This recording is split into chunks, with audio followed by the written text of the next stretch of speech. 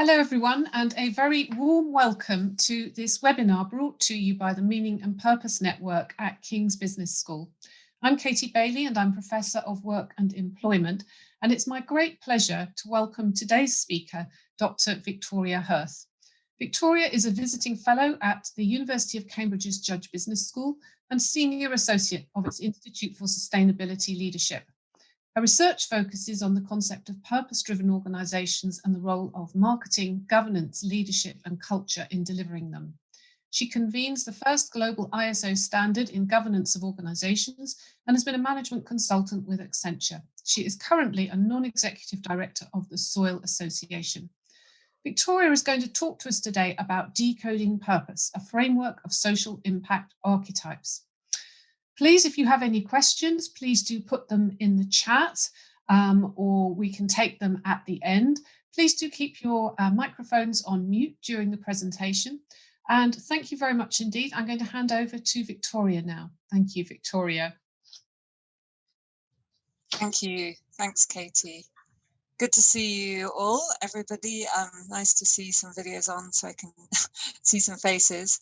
I feel it feels like a real luxury to have such a nice small group to be able to have a conversation with, I hope. I am going to be presenting content probably for about 25-30 minutes. And the reason why I think it's probably best that I do that rather than having a more interactive session as we go is because I kind of would like to take you on a journey in my thinking on this area. It's very, I'm going to be focusing on, the very high level picture of how I see things and presenting a sort of a framework for understanding what's going on and why it's going on.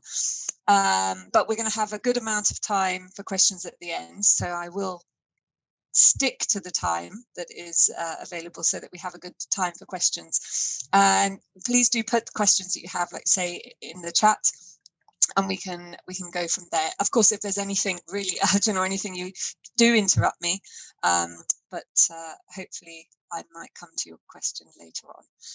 And I'm just looking at who's here, and I don't think I know anyone other than Lachlan. So Lachlan, good to see you. It's been a while, and hope to catch up soon.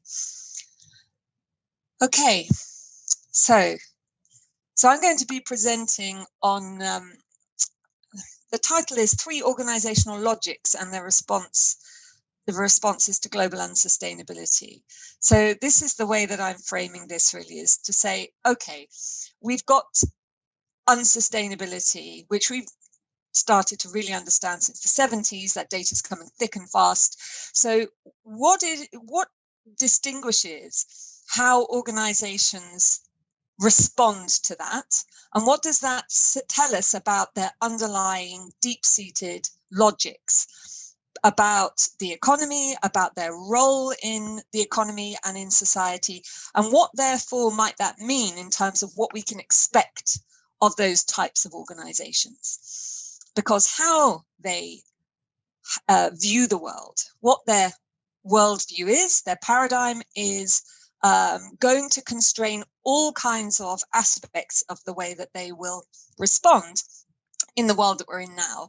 And the reason, therefore, I think this framework is helpful is because if we can understand more clearly what sits at the very deep level in terms of assumptions about the world, then when trying to help organizations transform and transition, we have a much clearer understanding about the constraints that they might face, where those come from, and therefore strategies and interventions for helping organizations to transform. So this is a framework that I've been developing over decades, but I say that 2 decades, I'm not that old, and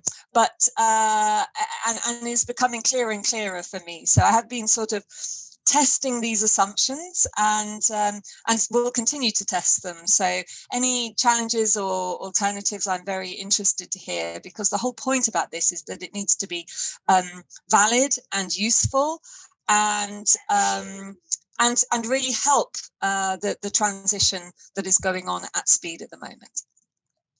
Okay.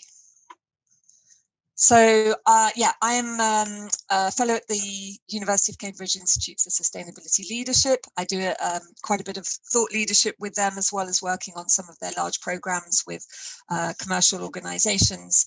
And I've been increasingly developing these kinds of frameworks with CISL. So please expect to see more in that field as we move on.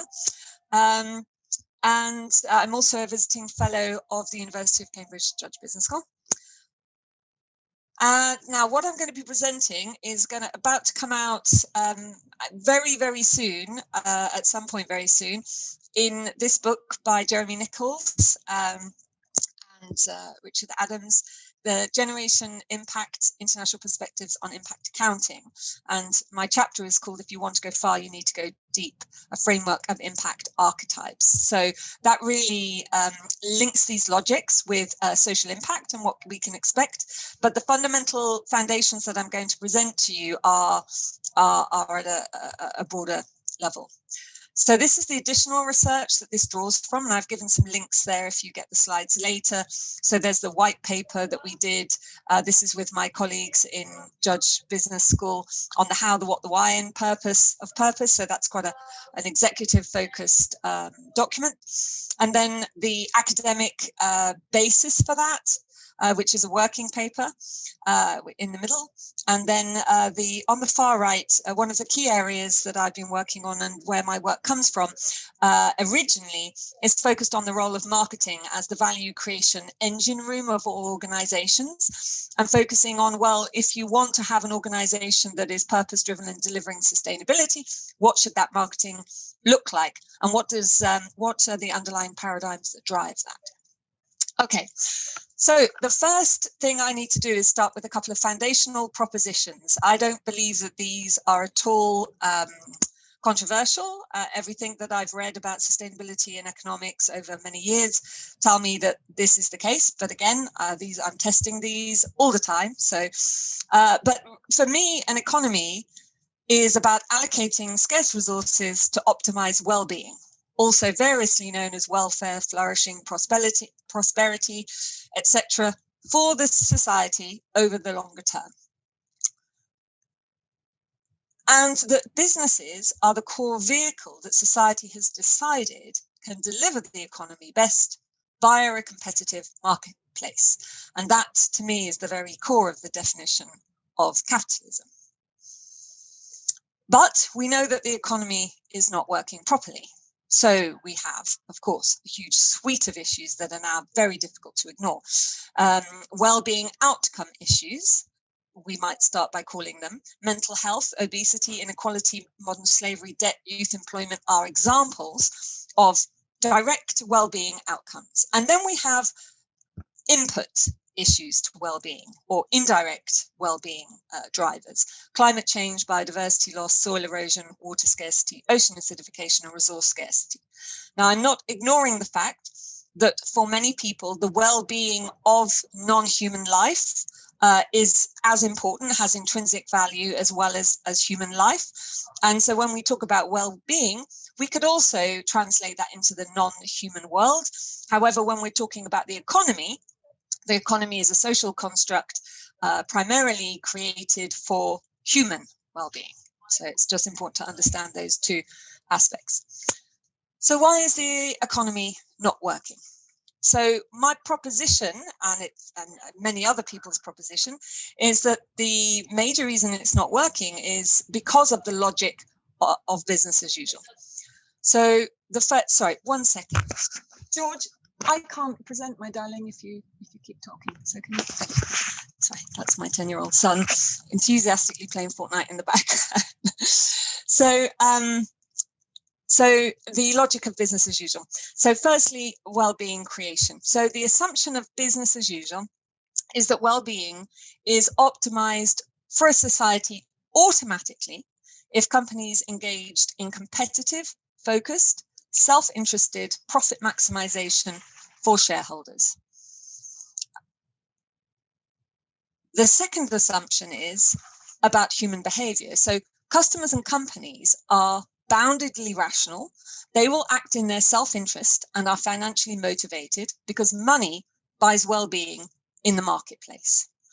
And the third core assumption, there are a number of assumptions, I'm picking out what I think are the core ones, are that the rules of the game. So this is about obeying the law, accurately reading customer demand.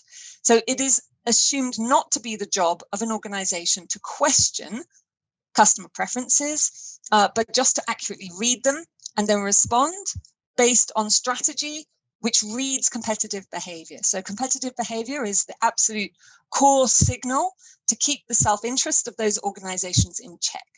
So competitive behavior is deemed to be really a very important positive aspect, you might say, for how an economy works. So I would visualize that like this.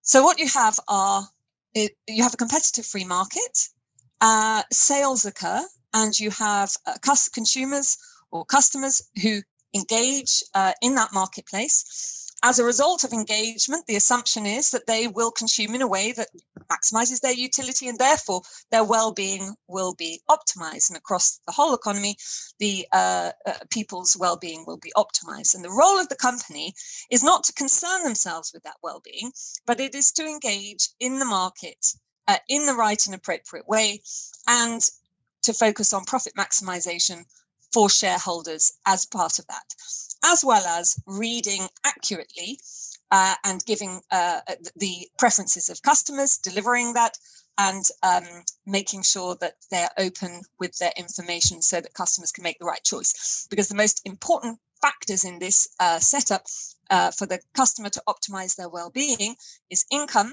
and information. And of course, companies also create jobs, and jobs are also and have an impact on well-being. But however, we know that well-being creation is not automatically created by a focus on short-term profits. In fact, we know this leads to unethical decision-making that is self-defeating often. Companies can become blind to the impacts on well-being, and they can mute government powers in the pursuit of that short-term profit. We know in terms of human behavior that customers and companies are not boundedly rational. They will not always act in their self-interest, but they do seek meaningful lives and a good life. So that is again, that's a proposition. Different people, there are many different theories of human behavior, but what we are increasingly understanding is that we are meaning-seeking beings, and that self-interest plays a role, but it is by far the most important role that is played in the way that we act. And thirdly, in terms of rules of the game, we understand that if you valorize self-interest, then people are not likely to obey the law. Companies are a dominant influence of society's consumption preferences, so they can't possibly just read society. They are an active engagement, continually shaping customer preferences and society's values, whether they like it or not. And we also know that an overtly competitive focus can lead to self-reference maneuvering and block real innovation, i.e. everyone is referenced against each other. Can we just do better than competition? How does that lead to the kind of expansive innovation that we need? So the way that I find is really useful for representing this is going back really to the very beginning of ecological economists who pointed out a lot of these quite obvious facts. And this is Daly's triangle, adapted by Meadows and then adapted by myself and my colleagues in Cambridge. And what you can see here is really the definition of sustainability in a sustainable economy, and where these assumptions have trapped us. So a sustainable economy, it has two aspects to it. And again, I think this is where we sometimes misconstrue the concept of sustainability. Two aspects. The first aspect is the ultimate means, and the second aspect is the ultimate ends. So often we narrowly focus the idea of sustainability purely on the ultimate means. Are we conserving resources well enough, etc., etc.? But there's no point to ask that question if you don't also understand what you're doing that for. And that's where the ultimate ends come in. And you can see here well-being. And in this interpretation by Daly, you have a list of fundamental universal needs. Well-being as a concept is underpinned by needs theory. It goes beyond it, but we won't get into that now. However, what the point being made by this triangle is that the economic status quo is focused on intermediate means as a way of delivering intermediate ends. So a much narrower focused circle of sight, which is another way really of talking about this. So the ultimate well-being, it has a huge distance between a company and a sense of what this ultimate well-being is. And at the same time, what underpins that and underpins the company is also out of sight. And so therefore, the consequence of these assumptions in this economic system is unsustainability. In other words, I would put that as that long-term well-being is under severe threat as well-being is not tended to and the resource base is asset stripped. So that narrow view means that both aspects of sustainability are not being tended to properly. And why would they be with those set of assumptions? It is not the role of a company, and it's therefore going under the radar. So there are three modes of business response to the subsequent unsustainability data, stakeholder pressure, and threats to reputation. So in the past, the data was coming that this system isn't working. It was coming thick and fast. Well-being was not the consequence of the system, and the resources that underpin the system were being asset stripped. So the data was there, but it was partial. It could be ignored. And as in all paradigm shifts, if you can ignore that data and you can keep on doing business as usual, then why, status quo, why would you do something different? It's very, very costly and time consuming to change your underlying paradigm. And it was a very coherent paradigm for a very long time. However, that is getting massive, that the subsequent and related stakeholder pressure is huge. And the threats to reputation are growing and growing. And of course, that's also connected to the digital revolution, which just exacerbates that issue. So I would say there are three key ways that we might think about how businesses have responded. The first being stick, the second being adapt, and the third being reform. So let's start with the first one, which I would classify as a CSR response. And I know by calling it a CSR response, I'm going to annoy lots of people who work in CSR, potentially. But I do think it's an important way of talking about it. And that's because not that CSR only means one thing. And there are two versions of CSR broadly, narrow CSR and broad CSR. But narrow CSR, which was the original CSR, is the one that has been adopted, given life to within organization, has come to mean something quite specific. And I think it's important that we recognize that. So this is a business as usual CSR response because it is a tweak to business as usual. So what it means is that the fundamental principles stay the same, but the response is really one of short-term profit maximization, risk mitigation. So the ultimate value that the organization creates is financial income.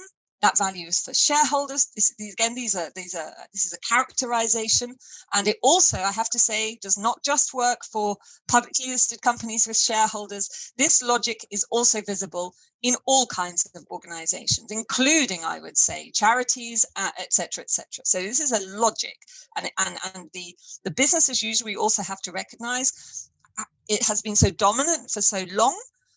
We know that organizations tend to be isomorphic, so they tend to copy each other, and we know that this is something that has filtered through society as a whole. So, value for shareholders generally over the short term. There are lots of reasons for that. So, what is the response then? When given unsustainability data, how is an organization that has a CSR response logic, how will that respond? So the response might be, oh, well, okay, this data is probably overstated.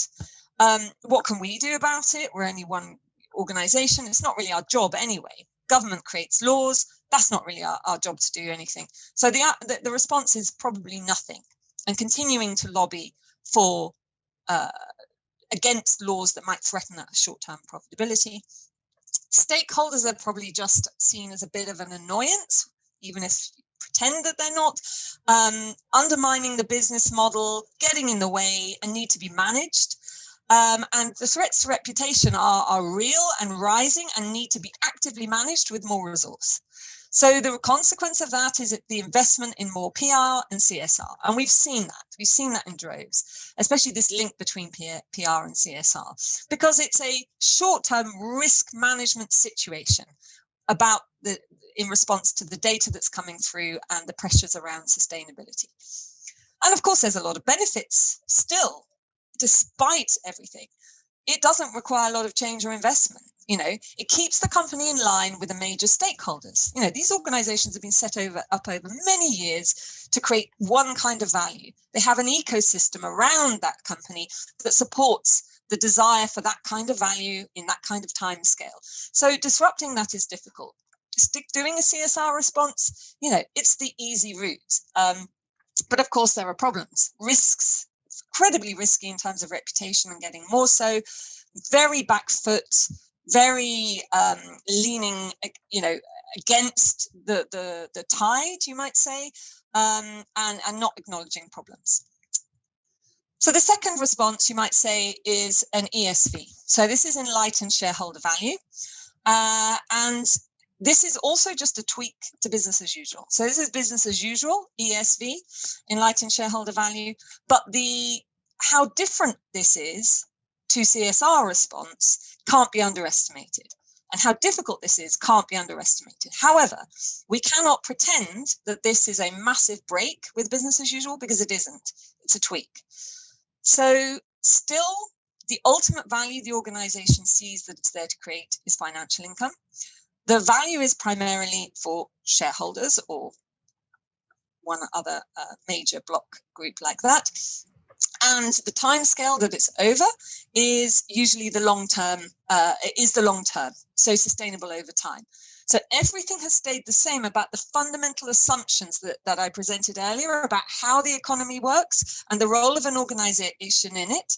The difference is that the pressure to deliver that in the short term, because of the way that the financial markets work and culture works, is resisted. And there is a conscious effort to say, no, we must deliver that value over the longer term. So that's just one, you might say, small change, but it's not a small change. It changes so much about how an organization works and does business. And there is a big difference as well between an organization who started that journey towards enlightened shareholder value and one that is really mature on it. So I'm presenting here more of the sort of mature type organization. So unsustainability data, this would be seen as a serious threat to the viability of the business. Is likely to be a recognition that short-term profit maximization is the driver of unsustainable business decisions and needs to be stamped out within the organization wherever possible, and a concerted effort to long-term decision-making, routinely stopping decisions that preference the short term. In terms of actions, that's likely to lead to sustainability commitments in departments, materiality matrix assessments and risk registers, benchmarking against other companies, stopping lobbying against laws that threaten short-term profitability, adjusting incentive structures towards the long term. Those, and I'm sure you will, they're not small things, they're big things. Many companies have only even just started to do that, even those who are really quite far on the journey, we might say. In terms of stakeholders, stakeholders would be seen as the pressure from stakeholders is significant. It's undermining the license to operate. Good stakeholder relationships are going to be critical. And that's the key thing when you move to long-term profitability.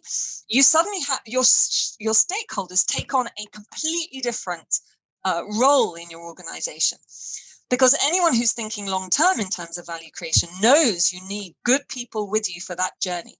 And you will invest in those relationships. And that's where I think a lot of the talk about purpose is getting confused with a stakeholder approach. And a stakeholderism or stakeholder capitalism is getting confused with enlightened shareholder value.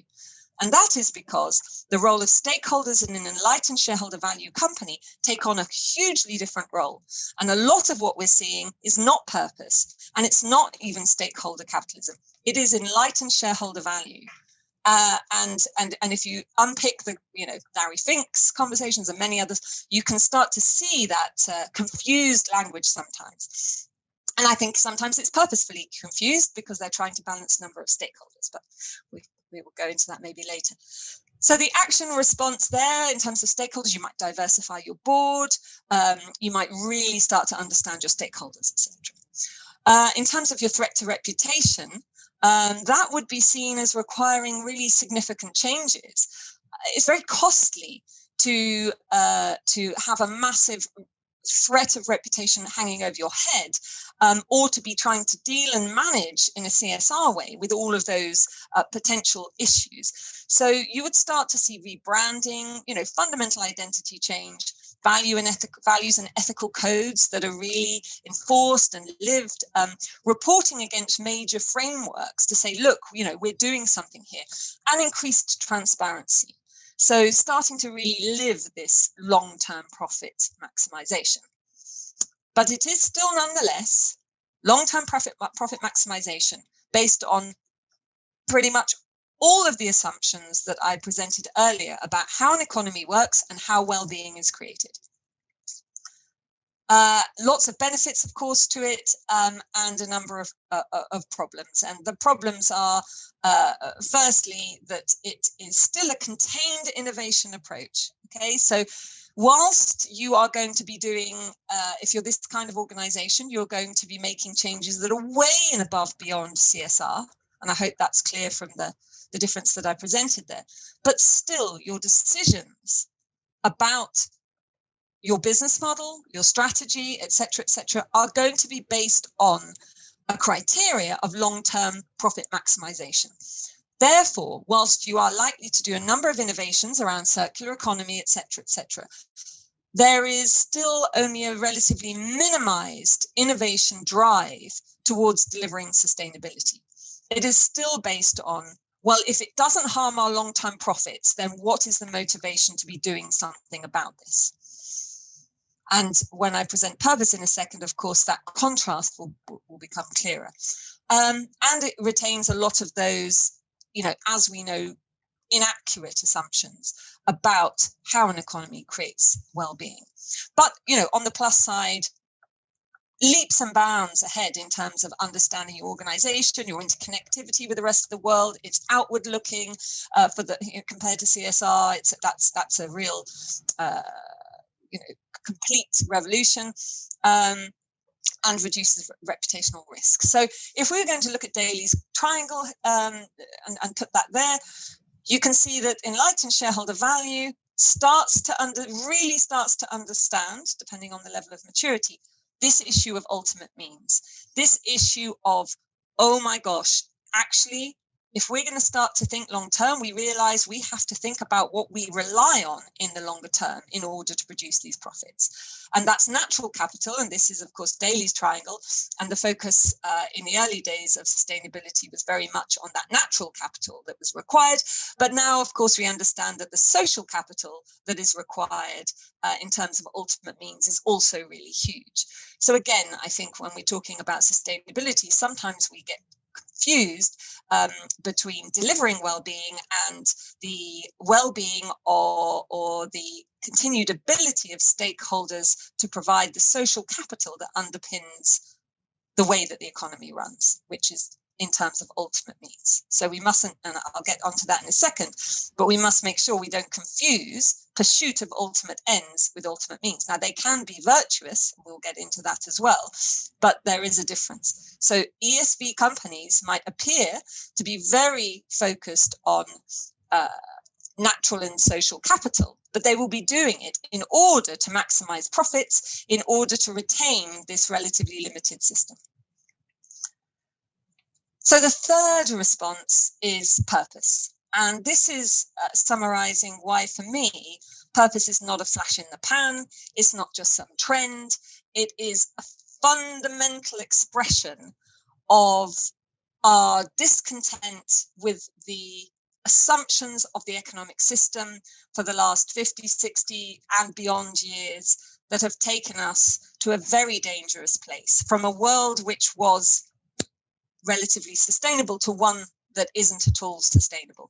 So purpose is can't be underestimated, needs to be protected and nurtured, and is radical. It is not a small thing, it is radical. So if we go back to that diagram I showed you at the beginning, this is probably the easiest way to encapsulate the difference that purpose represents. So companies do engage with a market, an appropriately regulated market, and they do need to be profitable as a result of doing that. And they will be focused on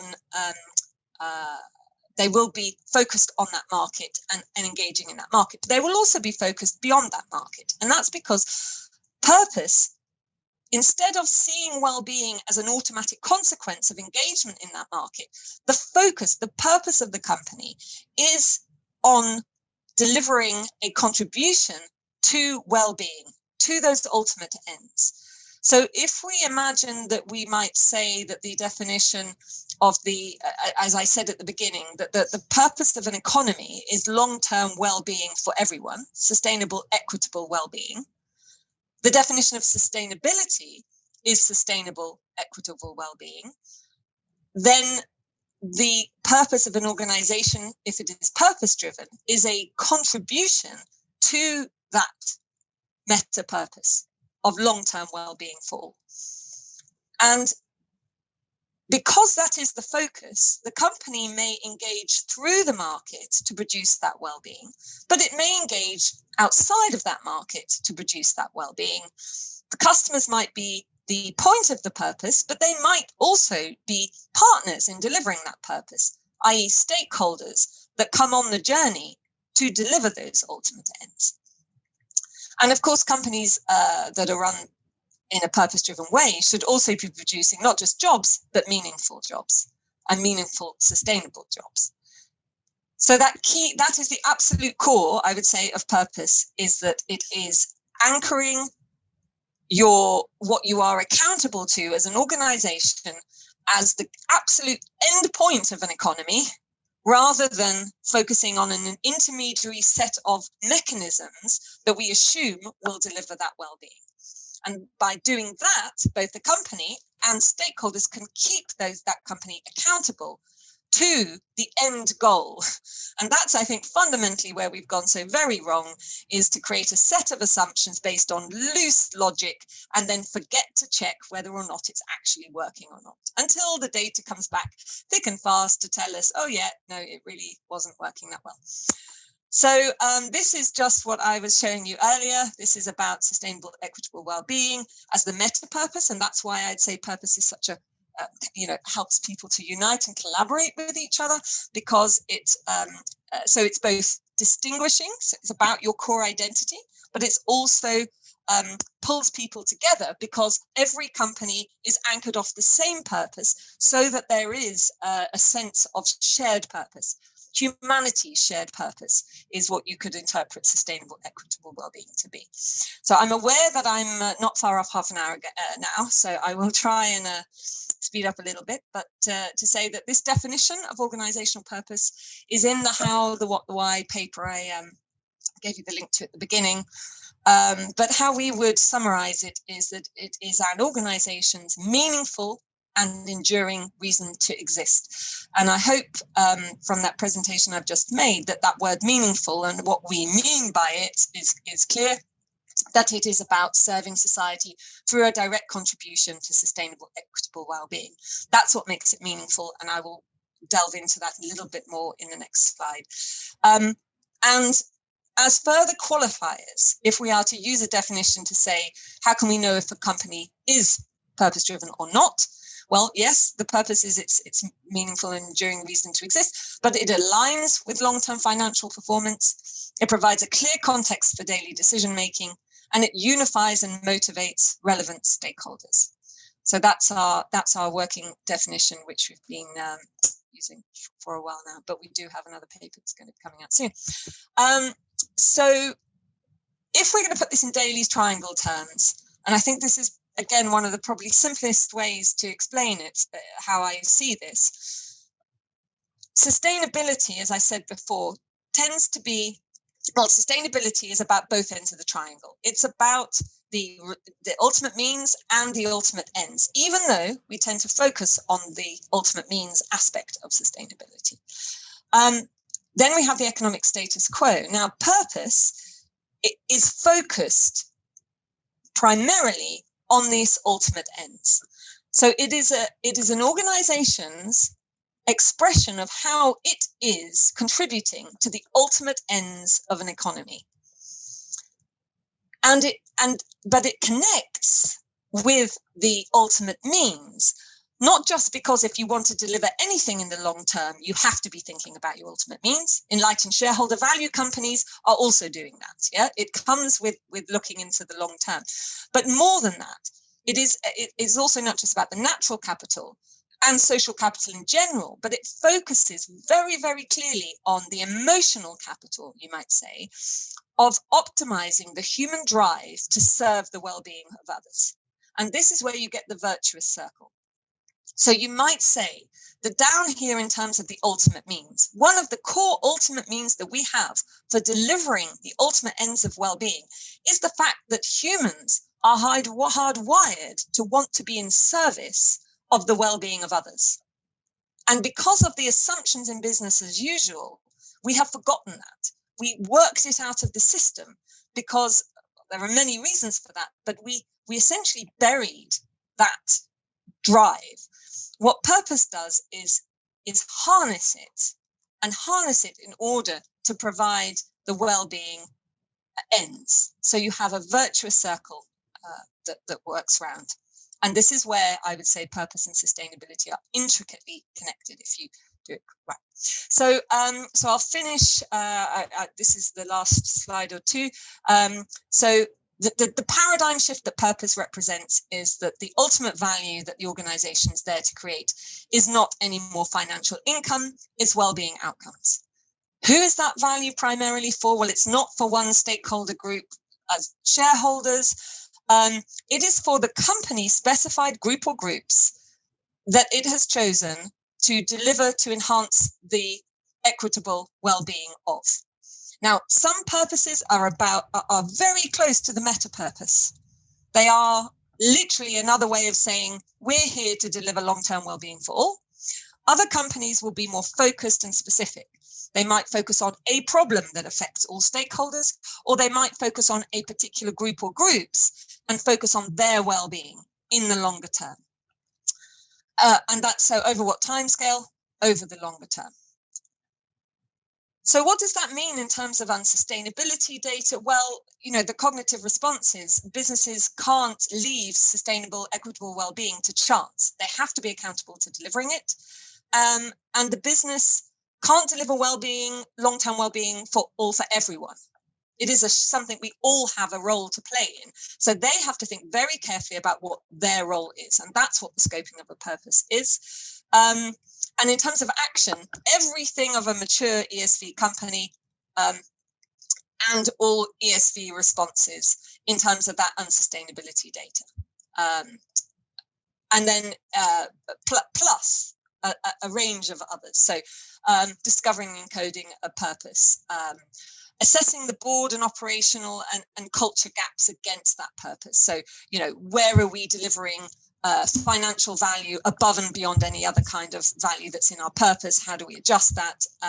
Developing science-based sustainability red lines and targets. That's also something an ESV response should be starting to do. But really getting into the heart of aligning the organization towards the purpose. Stakeholders become the people that you're accountable to. The reason that the company is allowed to exist in the first place. Certain stakeholders will be the object of the purpose.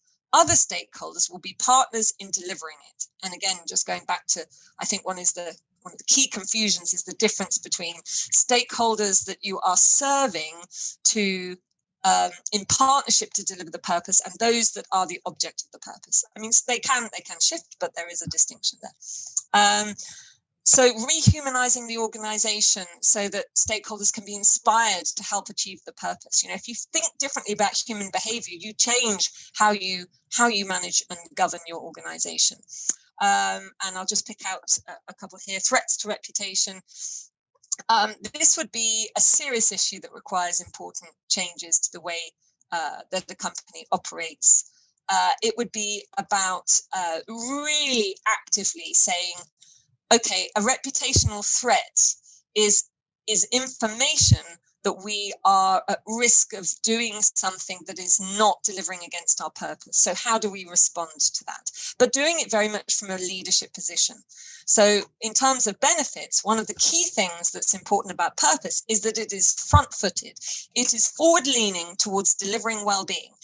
The decisions are made in terms of optimizing the purpose, not minimizing threats or risk to profitability either in the short term or the long term. That is massive in terms of the innovation focus. And it requires resetting most of the basic assumptions. And if you're doing that in an organization, even though purpose has become massive, you're still doing that within a context that generally is operating in business as usual. So a lot of energy has to be put in to retaining a purpose-driven system, because the rest of the world tends not to be like that still. So those are some of the problems. But in terms of benefits, well, I'm sure many of you understand many of these already. But as soon as you start to unlock people's meaningful reason to exist, you get a whole range of cultural performance benefits, and I'm doing work on understanding those in more detail, have been for a while, and that is just emerging more and more. It's obviously also a strong protection for the company's brand and reputation, because you are absolutely authentically delivering against sustainability, and you can argue for the occasions when you're doing things that stakeholders might not like, because you're clear why you have made that decision. Okay, so that's my final slide. 3 responses to the unsustainability threat. And at the beginning, I also presented why I think that unsustainability threat has come about.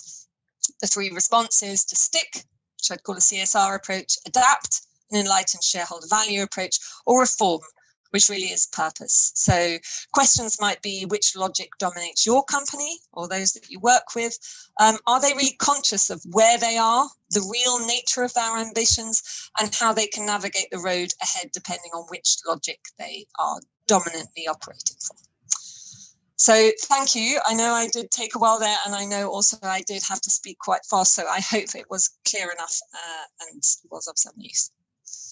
Thank you so much, Victoria. That was really interesting. And I think we were also impressed by your, the passion with which you delivered that. You can tell how important the topic is to you. We've had a few observations that have come in on the chat. And so this one was from Julia, and I hope I'm interpreting it correctly. So Julia says purpose-driven organizations need to operate in a regulated market to be profitable, but there need to be mechanisms in place to ensure organizations are accountable to stakeholders in their wider ecosystem. So is that something you would agree with, Victoria?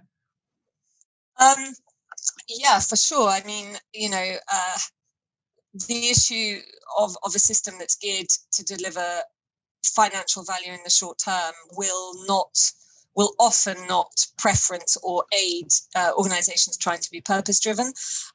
But what we see is that purpose-driven organizations find very innovative ways to work around some of those issues, whilst increasingly we see collaborating organizations working to lobby for the changes that they need. So yes, it is a barrier, but it is one that the very nature of purpose and the collaborating nature of purpose means that as we walk further down the road, those issues will unlock. And in terms of accountability, absolutely. Yeah, and that's what we're seeing happening, of course, more and more. I think the key thing is that we need, as part of that business as usual logic, part of that logic is that the companies could just simplify a complex world and say, oh, well, we just have to focus on this. And customers were told that they could simplify the complex world. And they just had to focus on, consuming and going to work and being productive. And of course, it's not just businesses that now have to think differently. It's also society. We have to re-understand our role as citizens and as ultimate governing bodies of the companies that exist. And if we don't get to grips with holding them accountable and also lobbying for those laws to do so, then we are reneging our duty, I would say. Thank you, Victoria. I mean, Julia, do you want to come back on that? Because I know you put another question in the chat as well. Yes. Sorry, can you hear me all right? Yeah. Yes. Yeah, yes. Thank you very much for answering that. That's very helpful. I think a lot of what you said very much resonates with me. And just to the second bit to my question was around it's all well and good for us to start to find organisations start to look at where they can start to justify purpose with their stakeholders, but ultimately it all has to come down to you don't put things in business if you cannot measure it. So that how do you start to say, right, I am going to do this really good thing that's going to be beneficial to society as a whole, but ultimately, but how does that get back to, how do you align that to your business strategy? How do you start to look at it as a benefit-driven activity that sits well with the organisation? So I guess it comes back to measuring. How do you manage it as a financial benefit? Okay, yeah. So the first thing that I think is really hard when people are starting to engage in the space of purpose is, and move into a new paradigm, is this idea of performance and the idea of, because the whole point of purpose is the ultimate value you're trying to create is not suddenly is not financial income anymore. So the word performance has to be kind of screwed up and a blank piece of paper put down, and you rework what you mean by that term. And therefore, and that's in terms of your ultimate value. Now, in terms of pathways to delivering that ultimate value, financial performance is, of course, one of those pathways, as are many other pathways. So an organization needs to start to be really clear about its and I heard the term used by the UN the other day, and I like this because I always use theory of change, and that has some issues. But impact thesis, what is your impact thesis? What resources do you need to deliver that impact? Finance and financial performance become part of it, but moving the language and the assumptions away from the fact that the reason for doing purpose is finance is one of the hardest things, I think, about the concept. But if you can do that and be really clear about the outcomes you're trying to produce, then I'd say then in terms of measurement, there are two key ways that I see at the moment are really useful for doing that. One of them is just basic strategic alignment. So is your strategy geared to delivering that value? And what's your strategy for securing the financial resources and other stakeholder resources to do that? If you're then clear about whether or not how you are doing on that strategy, as long as that strategy is truly aligned, then great. Another way is by taking some indirect markers of purpose. So I've been working with an organization called Contexus, for example. They've set up a CIC to try to develop research around the cultural drivers of purpose. And so if we can start to understand a truly purpose-driven organization, what kind of culture you would expect in general terms, then you can start to say, well, how can we measure whether or not we have that kind of culture? So I think that the important thing is that whilst we are developing these sets of key standardized metrics that stakeholders want from companies, we have to recognize that is because we've come to a very bad place where stakeholders say, prove to us you're not destroying us completely, companies.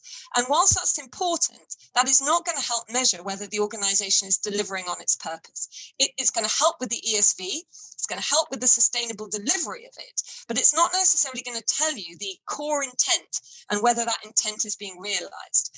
And that's where we need and we've done research with investors, and we know that when it comes to big investments, investment companies tend to have quite detailed relationships with those companies. And whilst those, sort of short list of indicators are important, actually they are willing to have those conversations that say, tell us about yourself, prove to us who you really are, I don't know if that helps. It's a complex topic, it's true.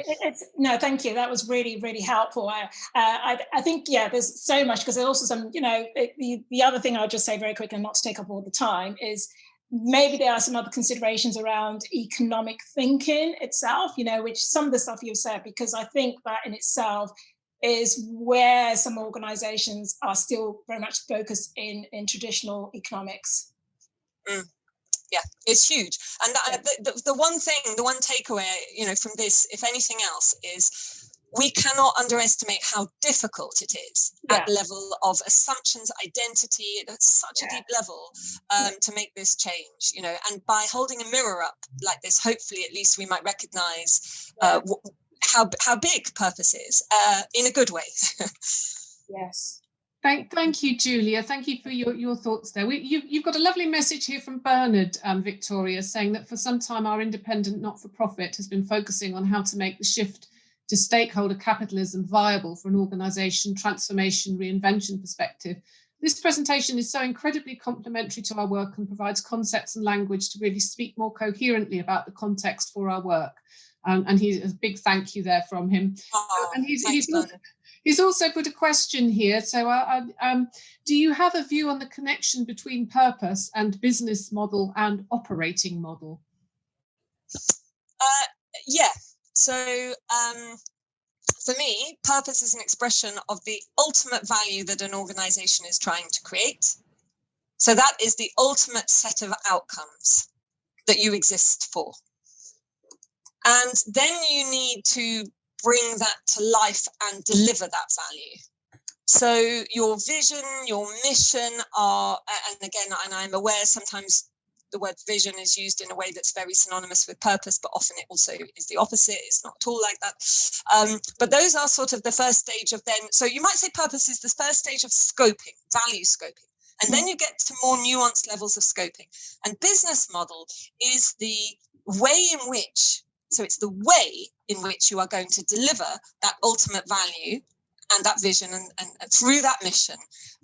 What is the way in which you are going to organize resources and connect with stakeholders in order to bring that value about? Your operating model is then, the layer beneath the blueprint of the business model to say, okay, so how will we, so if your business model, for example, is to take secondhand goods and upcycle them, then your operating model is how do we actually go and acquire those secondhand goods, and which market, how do we then bring them to life? And obviously marketing is the absolute core, starting from the purpose, because marketing is all about value delivery.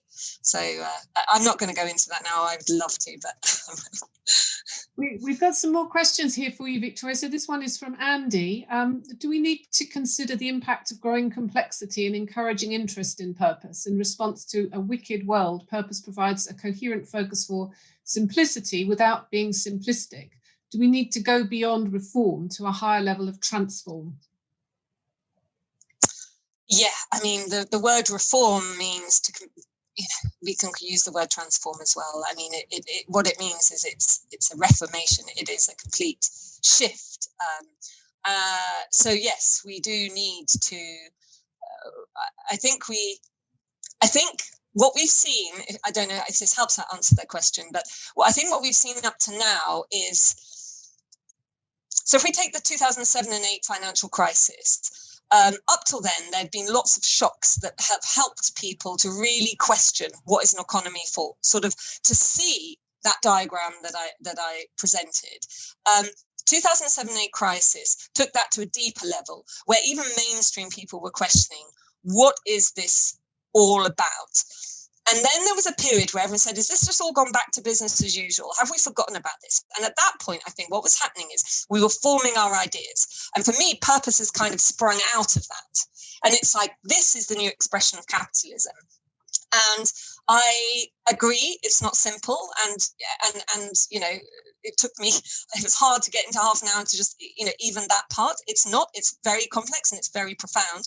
But I do agree, it is also very simplistic when we really stand back and look at it. So I think the more that we can get a combined narrative about what this really means, not shying away, because we see that from, some of the business leaders who are trying to manage lots of complex stakeholders. If we have the luxury of not having to do that, I think we need to speak truth to the situation and say, yeah, purpose is a radically new form of capitalism, but it's still capitalism, and it's our best hope that we have. But it's not going to be simple. It's going to be a long, complex journey. But I don't see that you have many other options, to be honest. And that's one thing I would say. This is a one-way street. You know, over the last 20 years, you could have seen purpose. You could have put a where we're going to go. Not because there is, you know, not lots and lots of like other pathways, but because that we are on a very narrow, fast-moving agenda here that is out of our control. So I don't really honestly see what the alternative to purpose, if we want to retain capitalism, is. I don't know what it is. Thank you, Victoria. I'm going to move to a question from Keith because I'm conscious of the time, and then I'll come back to Lachlan, who's made a comment as well just at the end. So Keith has asked, can you give an example of a company who's trying to make this journey and how they made a start? Yeah, I mean, there are so many interesting stories, and they're all starting more and more to come out of the woodwork. And of course, Lachlan as well has many stories like this. So, and so many organisations at different stages. I mean, you'll all know there are those that had the charismatic CEO like Interface or Unilever, who've made that shift. A story that I really like is Quilter, Old Mutual, and Paul Feeney. So I had the pleasure of interviewing Paul, and I'm going to try to stick to what I know is public knowledge. But essentially, he came in as one of those sort of purpose-driven CEOs, was very clear about the agenda that he wanted to bring in, change their purpose from being a very market focused, we will be, the best, provide the best customer service XXS, to saying we will, I can't remember the exact wording, but it's essentially about we will help people have long-term financial security. But it was really in a well-being sense. So how can we help people to really have, secure, long well-being lives? And what happened was that within about a year, they'd got rid of 90% of their product lines, including highly profitable product lines that didn't align with the purpose, and reinvented their portfolio of offerings. And that's again why for me marketing is absolutely cool, because if your products and services are not absolutely aligned to your purpose, then there's something wrong. And what you often see is lots of other great stuff happening, but if you go down and you look at what products and services are being produced that are driving the sales and the profitability, and you look what's being sold and how it's being sold, that will tell you most of the story. That's brilliant. Thank you, Victoria. So just finally, Lachlan, you had a comment on something that Victoria said. I don't know if you'd like to just come in and just explain that. Sure. I was really just agreeing with Victoria that investors and other stakeholders are willing to engage in this conversation if there is alignment and authenticity, both a clear narrative about why they're capable of delivering the well-being, a way that they are going to deliver it, a focus on outcomes rather than just simple inputs and outputs. And it's the outcomes they're going for that will help define the metrics that will show progress. So you get a clear alignment. And I agree with Victoria, investors are now looking for an authentic story that the metrics back up, rather than having metrics and a story separate. Yeah, I have to say that, and thank you, Lachlan, and that investor world, and if you're not in that investor world and not following it, it's hard not to see.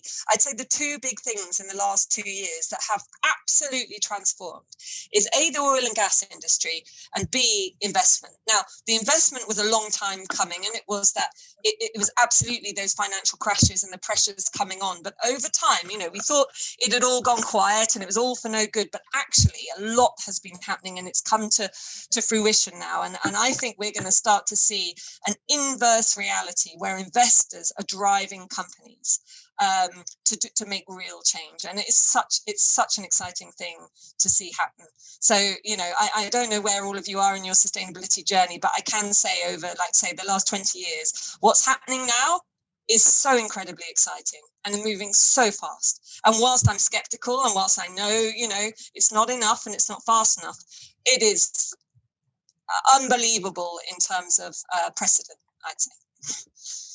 Victoria, thank you so much for an absolutely brilliant presentation. I think we could stay asking questions for a long time. Unfortunately, we have to draw to a close now. So thank you so much once again. Thank you to everybody as well who's come along and asked questions and participated today. I hope you'll be able to come to some of our future MapNet events, and I wish you all the best and goodbye. Thank you. Thank you. Thanks, everybody.